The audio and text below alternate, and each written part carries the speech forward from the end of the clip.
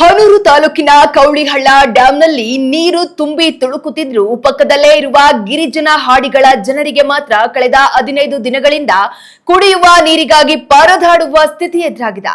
ಮೈಲುಗಟ್ಟಲೆ ನಡೆದು ಕಾಡು ಪ್ರಾಣಿಗಳು ಕುಡಿಯುವ ಕೊಳಚೆ ಹೊಂಡದ ನೀರನ್ನ ಸೋಸಿಕೊಂಡು ಬಂದು ಕುಡಿಯುವ ದೌರ್ಭಾಗ್ಯ ಈ ಅಮಾಯಕ ಬುಡಕಟ್ಟು ಜನರಿಗಾಗಿದೆ. ಇದರಿಂದ ಮಕ್ಕಳು ಮತ್ತು ಗರ್ಭಿಣಿಯರು ರೋಗಿಗಳಾಗ್ತಿದ್ದಾರೆ. ಇಷ್ಟೆಲ್ಲ ಸಮಸ್ಯೆ ಇದ್ದರೂ ಸ್ಥಳೀಯ ಪಿಡಿಒ ಮತ್ತು ಜಲಮಂಡಳಿ ಎಂಜಿನಿಯರ್ಗಳು ಜವಾಬ್ದಾರಿಯನ್ನೇ ಮರೆತು ಕಣ್ಮುಚ್ಚಿ ಮಲಗಿದ್ದಾರೆ. ಇನ್ನು ಚುನಾವಣೆ ಟೈಮ್ನಲ್ಲಿ ಮನೆ ಬಾಗಿಲಿಗೆ ಬಂದು ಭರವಸೆಗಳ ಸುರಿಮಳೆ ಸುರಿಸಿದ್ದ ಹನೂರು ಶಾಸಕರು ಈಗ ಹಾಡಿಗಳ ಜನರು ನೀರಿಲ್ಲದೆ ನರಳುತ್ತಿದ್ದರೂ ಇತ್ತ ತಲೆ ಹಾಕುತ್ತಿಲ್ಲ ಎಂಬುದು ಗ್ರಾಮಸ್ಥರ ಆಕ್ರೋಶವಾಗಿದೆ.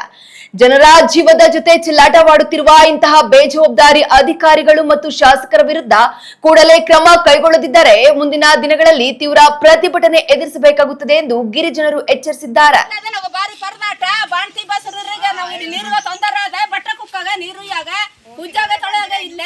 ಈಗ ನಾವು ಹಳ್ಳದಿಂದ ಉತ್ತರ ಬರೋದು ಡ್ಯಾಮಿಂದ ಆಗ ನಮ್ಗೆ ಉಪಕಾರ ಮಾಡೋರು ಯಾರು ಇಲ್ಲ.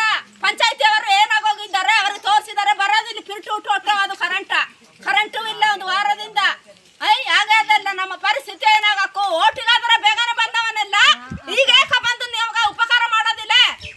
ಎಲ್ಲಿ ಹೊಟ್ಟೋಗಿದ್ದಾನವ ಅವ ಬರ್ಲಿ, ಅವನ ಕಸ್ಬಳಿನ ಬಡಿತೀವಿ. ಏವನವ ಬಿಡುದಿಲ್ಲ, ಅವ ಬಂದು ಡ್ಯಾಮಿನ ಕಾಲ ಹಾಕಬಾರ್ದವ ಬೋಸಡಿಕೆಗ. ನೀರಿಗೆ ಬೇಗ ನಾವು ನಾಳೆ ದಿನೊಳಗ ನೀರು ಉಪಕಾರ ಮಾಡಿ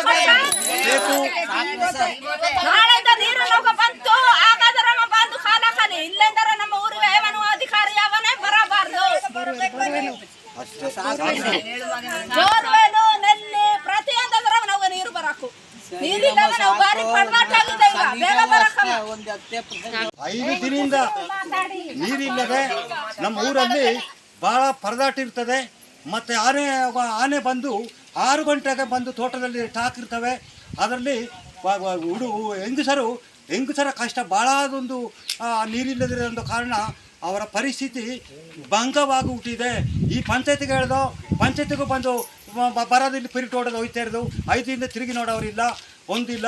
ಹೆಂಗಸರ ಒಂದು ಪಾಡು ನೀರಿನ ವ್ಯವಸ್ಥೆ ತುಂಬ ಕಷ್ಟವಾಗುತ್ತದೆ. ಆನೆಗಳು ಬಂದು ಚಾಕಾಗ 6 ಗಂಟೆಯಿಂದ ಇರ್ತವೆ.